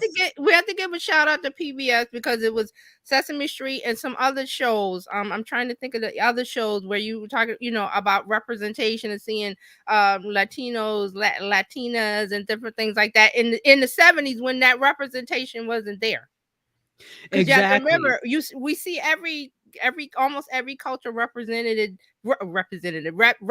in media now, but years ago that wasn't the case. Wasn't the Exactly. case. And the interesting thing is too, it was the positive representation of Latinos. Also the Yes. fact, if you remember Susan, Gordon and Susan were married. How Oh. often did you see black married couples on television? You Not didn't. often. They were always single mothers, single parents, and the same Mhm, mhm. depictions of Latinos were what you saw with black people. But Right. Sesame The show Street, Julia. Remember the show Julia? She was a Yep. nurse. right, Julia, she was married, but Diane she was a Carroll. widow. Right. Mhm. But they presented it Exactly. as, she was a single mother with the son. I think she had a son. Yes, with the son, exactly, Mhm. who, by Son. the way, used to play on Cop Rock, if you don't remember that. Really? Yes, he was on Cop Rock. I told you I have a lot of useless knowledge. Now that I didn't know. I didn't. Yes, Cop Rock was a terrible show, but it is what it Rock. They made fun of that thing.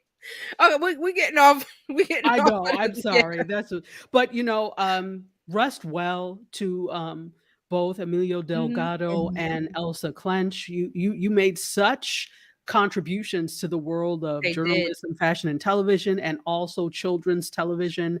And he was an actor in his own right that did a lot of theater as well, Emilio Oh, Delgado. So good. rest well. Yeah. That's really sad because that's somebody we've known since like childhood. He Yes. was on Sesame Street for like 46 years, I believe. Wow.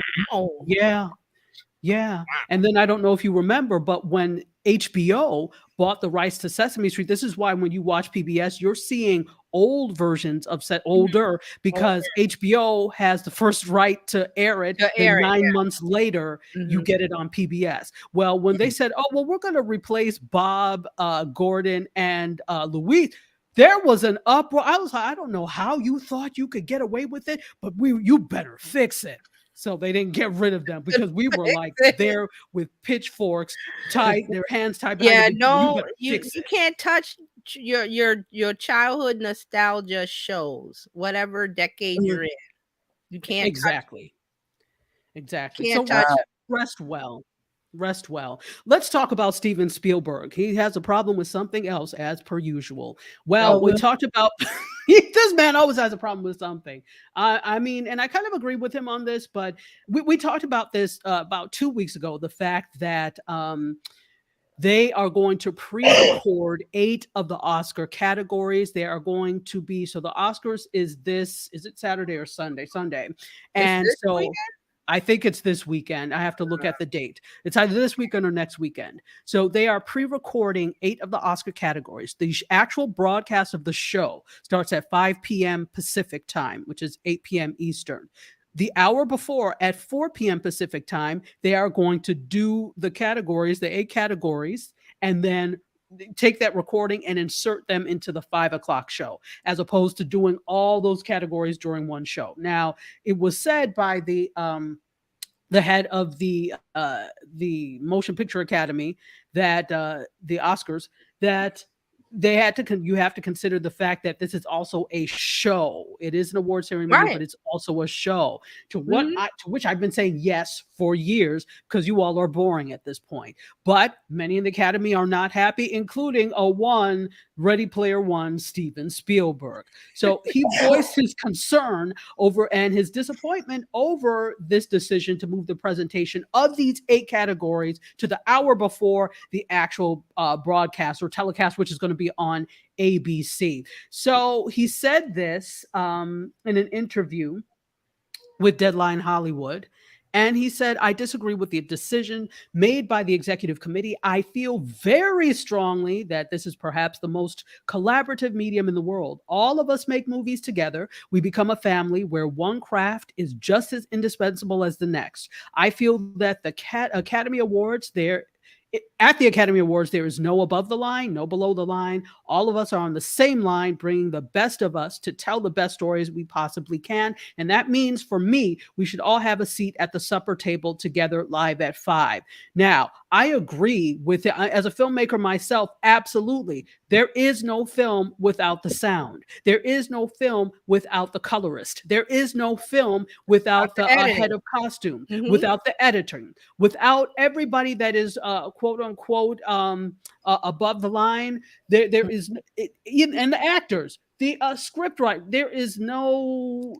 You need everybody. However, we don't need to see everybody on a telecast that is supposed to be for everybody. We don't care. We know you care in the industry, but the average, since you all decided you wanted to televise this, so understand the rules of television, and that if you don't have an audience that watches, your show ceases to exist. So rather than have the categories that the average person in the public doesn't care about, I care very much about that. I care too.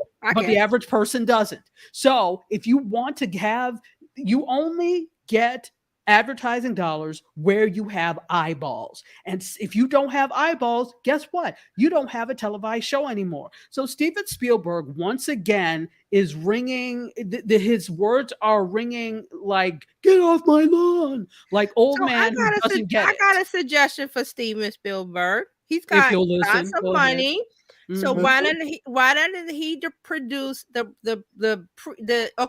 section that comes on ABC is at 7 or is 8 p.m. right, Eastern time? 8 p.m. Eastern. Okay, so have the award show in its entirety, but put it on YouTube, and he pays for the production cost or whatever for the pre-ABC.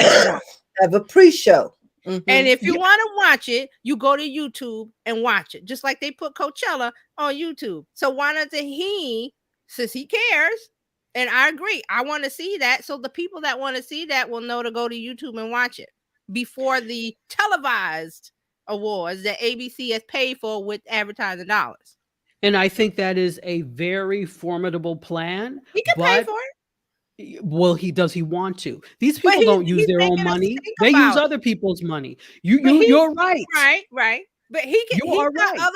other high-powered whatevers. Let them get if he's so concerned, put your money where your mouth is. That's very nice on paper, but you know good and damn well they don't want to spend their own money on any of this. That's why he's fighting so hard. It should be, like you said, the audience, today's audience, let's say Gen Z, young millennial, however you want to break it out, they don't care about watching it Sunday, March 27th at 8 p.m. on ABC. They're not watching it. I certainly don't care, and I'm a film person.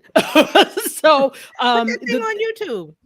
Here's the thing. I would be good with seeing the pre-show, meaning the red carpet, who's going to be there. That's all I care about. And then give me a press release or YouTube highlights of what happened at the show. They have lost touch with what audiences actually want, because Hollywood is used to dictating what audiences should want, as opposed to what we actually want. They're still living in the 70s with this, limiting what display in the show. Absolutely. I said, or limiting what they'll let us see, but they're not. But they don't have to. Everything can go on YouTube. I'm saying the Academy Awards, the Academy, you guys are living in 1970s TV land. Nobody has must-see TV anymore. There's no appointment watching. I can watch what I want when I want. Netflix, all the streaming, whatever. So if you put it on YouTube or put it wherever, and let Mhm. somebody watch it when they want to watch it. But You no, think they if want there's to. not, sorry, go Go ahead. ahead. No, go ahead. Well, I was just going to say that if you think if there's not something else more interesting that I could be watching, that I'm not going to watch that. And I'm a film person. I'm the one that actually, should care about these things, but I don't, because you've made it about you. And guess what? It Mhm, is about mhm, you. I mhm. believe in rewarding the industry for what they do. But I made this comparison when I did Mediascope on IG on Wednesday, that's like having an award ceremony. They have like all these awards for like insurance Yeah, they're professionals. all there's the Clio, there's the JD Power for the automobile. I know what you Correct. mean. There's awards for every industry. Do you want to watch that on TV? No, Exactly, because particularly. it's no. for the industry and people in the industry care about that. Now, I do recognize it's a little bit different because we are so enamored with celebrity and Hollywood, and entertainment is a little bit different. But when it comes to recognizing these individuals, it works the same way. And so you have to realize that just as boring as the insurance awards is going to be for an audience, it can be just as boring for the And they know entertainment it. awards for an They audience. know it. Why do you think now they have 3 hosts? So it's gonna be Wanda Sykes, Regina Hall, and Amy. Is it Schumer? Regina Hall or Regina King? No, not Regina King. Regina Hall, not Regina Okay, King. Regina Hall. Okay, Right. So they know they've got like you said, there's a watchability factor, because we used to watch you if you watched the 70s or 80s, you watched because you wanted to see your favorite star because you didn't see them everywhere. Now right. celebrities are everywhere. I can go to Instagram Right. and see the person I want to see. I don't have What? to make must see TV for Yeah, absolutely. It's not appointment watching for me, because I can, if I want to know about whoever the star is, Idris Elba, I can go to Idris Elba's page. I can go and search for him on Google. I don't have to wait to see him, present an award for 2 seconds. Yeah, on exactly. A boring show. Because if you think about it, before the age of social media, we had to wait until Right. media Yes. decided to show us who Yes. and what they were Exactly. doing Right. before we had access. Now they've got YouTube channels, they do live video, they do posts on a daily Commentary basis, everywhere. commentary. We see them all the time. And the funny thing is, one of my really good friends who I love so much is a reality show, television show producer. He's been on Mediascope several times. And so he actually gave us some insight as to why stars were called stars. And I can't remember the individual who started calling them, but he said they were called stars because stars are unreachable and unattainable. And that's the way they wanted these actors and actresses to be. Out And of so reach. that's where the term stars came from, out of reach. But so can you really call them stars now? Because they're No. not really as unreachable as they used to be before. And then we have to also readjust who we think is a star, readjust Okay. who we think is a celebrity, because of the influencer economy now Yes. and the influencer game. Some of these people, when you see people act, oh my gosh, it's such and such from YouTube, they're just as big as anybody that you would find in Hollywood. And in Right. most cases, even bigger, because they've had this history of being answered That's 'cause by that's, them. That's old 70s TV thinking. That's old Exactly. thinking. And they had to get it together. It's not just the Oscars. All of these, I didn't even know the SAG Awards was on. Was it 2 weeks ago? I was like, Yeah. it was on? Like, Exactly. no one cares. So they need to stop with this old time religion thing and get with the with the program, the new program. You know, Cher's not gonna show up with her outfit like she used to do. You know, that was the thing. Like, oh, Cher had on this see-through thingy, whatever. That was a part of the 70s and the 80s Oscars. Get it together, people. No one cares. So the bottom line is that even though he's disappointed, it's I don't think it's going to change. My goodness. Yeah, too bad, so sad. Let's But move he got on. money. Go ahead. Let him produce it on YouTube. That's my final. That's my And opinion. we will be waiting for that show. So he He's needs got to be money quiet. and capacity. Yeah. So he needs to be quiet. Put up or shut up, Stephen. Yeah, I'll call him up and tell Charlie him. Brown. Give me his number. I'll call him and tell him myself. I'm not afraid of you. Ah, wow. Put up or shut up. Okay. So You heard it here. there is, I'm looking, here we go. All right, so the next thing, let's go on over to Batman, which is the biggest thing since sliced bread right now, or The Batman, it's called. It's Oh, getting that's a, what it's called? The it's called Batman? The Batman. Okay. I Yes. heard you raving about that the other day. What Doc, was I raving in a good way? I about this wasn't. great name. I can't stand that name, The Batman. It's stupid. It's like Be Best. Let me shut up. Yes, thank you. Thank you.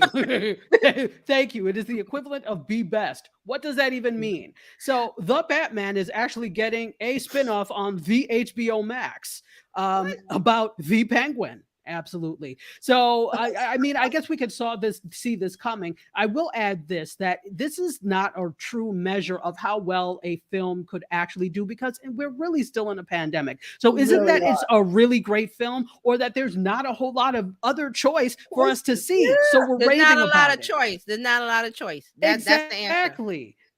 Peanuts the will taste answer. like steak if that's all you have to eat. Thank you. Shoe leather will taste like steak if that's all you got and you're starving. Exactly.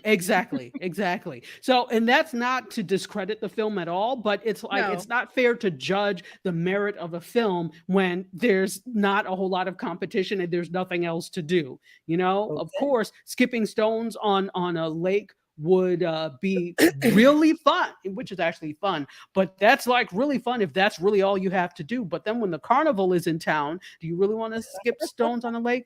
Wow, I don't know where I came up with these Little House on the Prairie references, but anyway. So the Batman is out in Man theaters, is but asking how many versions of Batman are there? She wanted to know.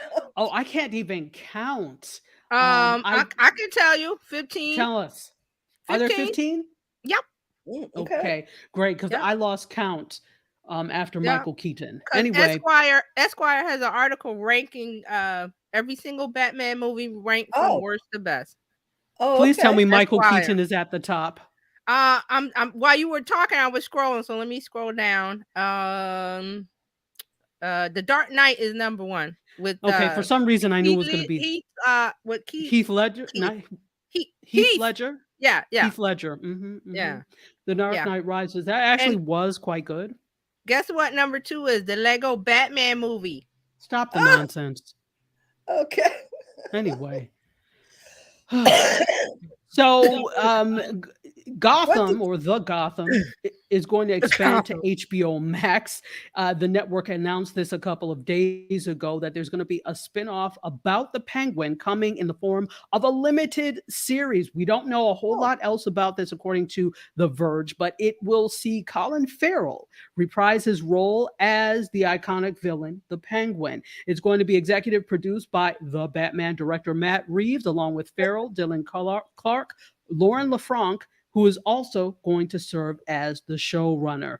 So I don't know when it's coming out, but I'll let you know when. But just know that HBO Max is getting a spin-off of The Batman about the Penguin. Well, is HBO Max getting the Batman or just the spinoff? Good question. The Batman? They that was not in this article. I guess it depends on whatever the distribution agreement is and the licensing agreement is. Who, and it probably also depends on who actually produced this.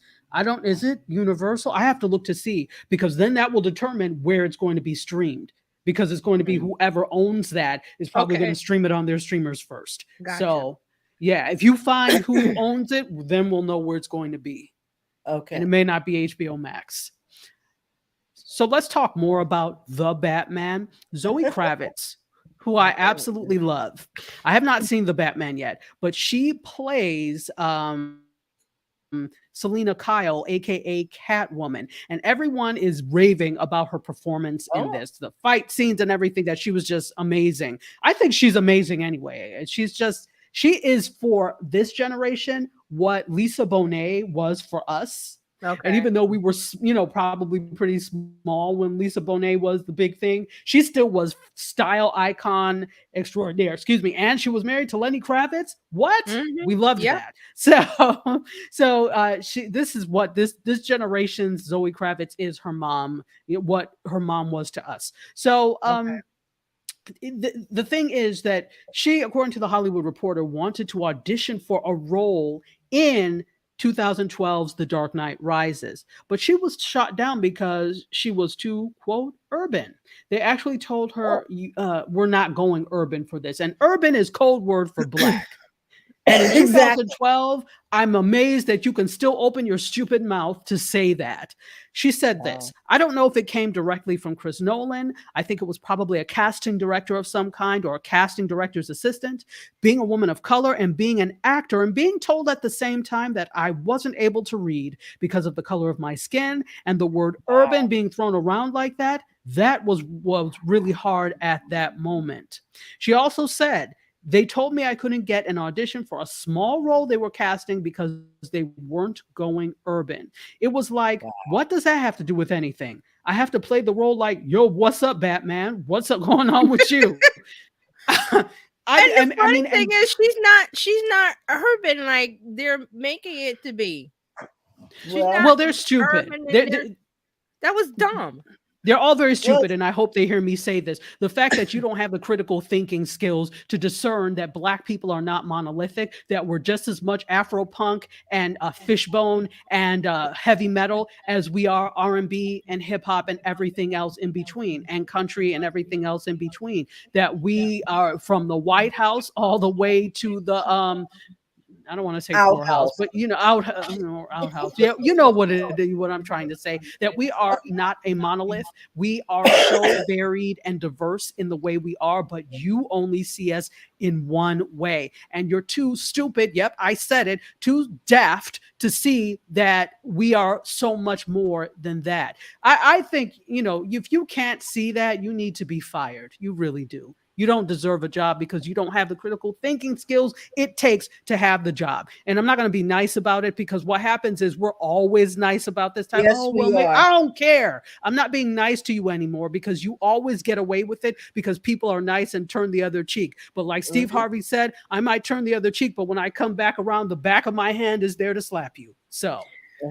Dr. Tachi, Warner Brothers put out the Batman. Okay, so Warner, we've got a merger coming up soon, right? So Warner, let me look at this because you have to your favorite thing is follow the breadcrumbs, right? Yeah.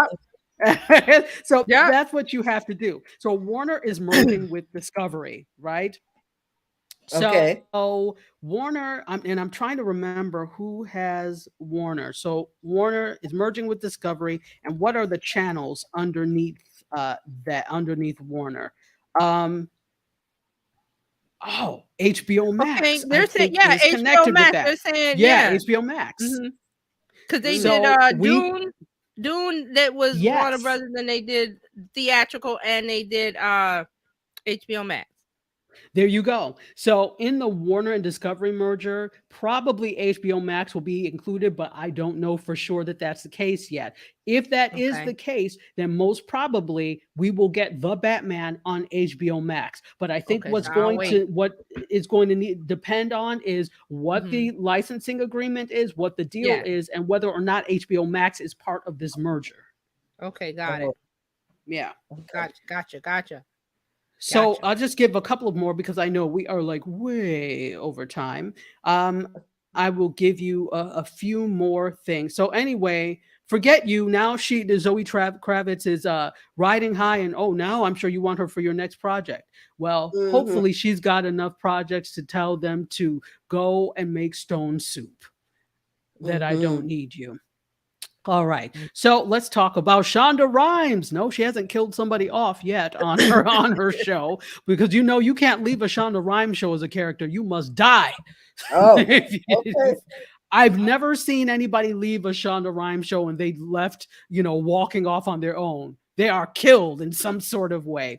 So she actually has a new series that's coming out. You know, she's got this, like, what is that, 8-figure deal, 9-figure deal at Netflix. And she is doing a White House murder mystery called The Residence, based off a New York Times best-selling book called The Residence: Inside the Private World of the White House.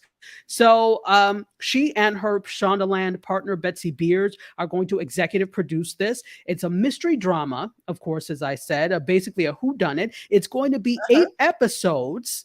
Yeah, so it's 8 episodes, and here's the log line, and I'm going to read it as interestingly as I can. 132 rooms, 157 suspects, 1 dead body, 1 wildly eccentric detective, 1 disastrous state dinner. The Residence is a screwball whodunit set in the upstairs, downstairs, and backstairs of the White House among the eclectic staff of the world's most famous mansion. So that's the log line. So I'm really interested to see what this is going to be. I'm excited. I love mysteries. I'm all about the mystery stuff. Absolutely. And I know that help me. Our other co-host, Francine, yes. I do know that Francine loves murder mysteries too. In the clubhouse. Yeah, she's over in the clubhouse. Exactly. So I know that she loves murder mysteries as well. So anyway, fictional murder mysteries. I'm not about the true crime, blood and gore. Oh yeah, fictional stuff.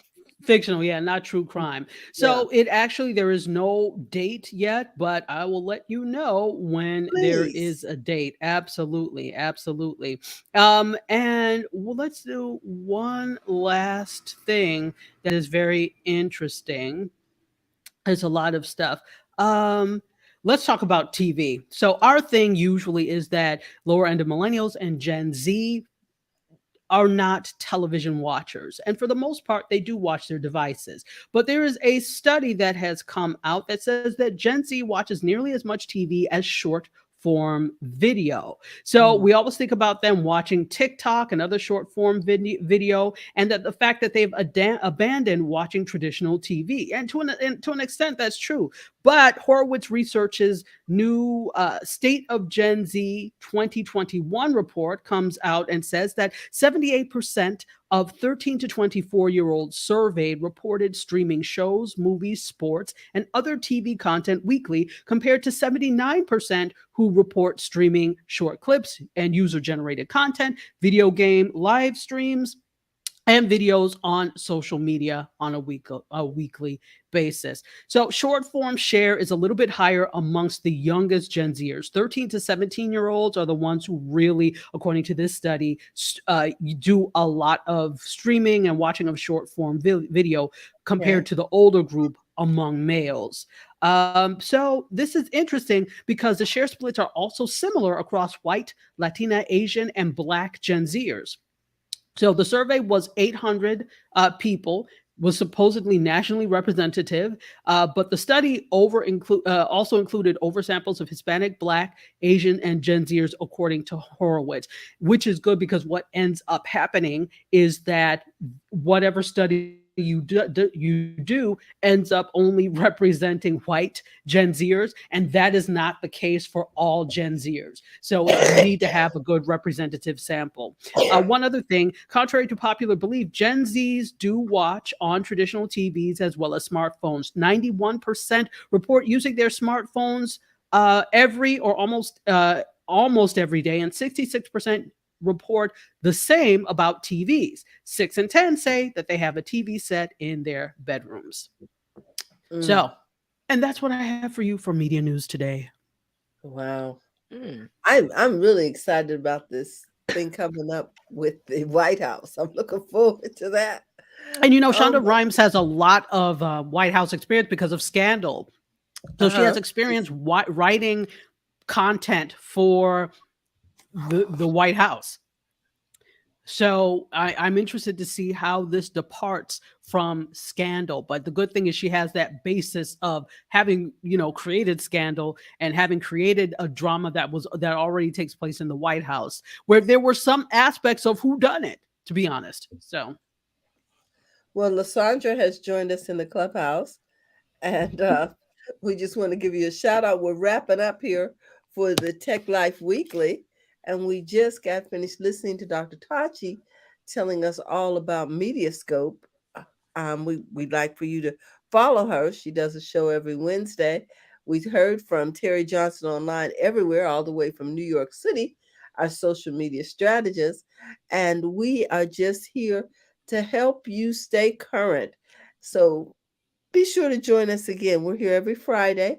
And also, we're over on live stream TV on YouTube Monday through Friday. So you may want to join us. We're there every 8 o'clock Monday through Friday Pacific Standard Time. So with that, we want to thank all our contributors today. Dr. Tachi, thank you for keeping it real with us. We know we probably won't be tuning into the Oscars, but you never know.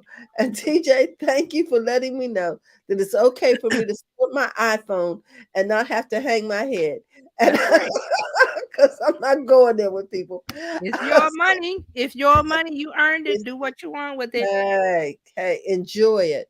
So with that, we want to remind everybody to go to the front of your own line. It's okay to be successful in your business, and we'll see you Monday. Have a great weekend, guys. Thank you again, everyone, for all that you do. Bye-bye. bye.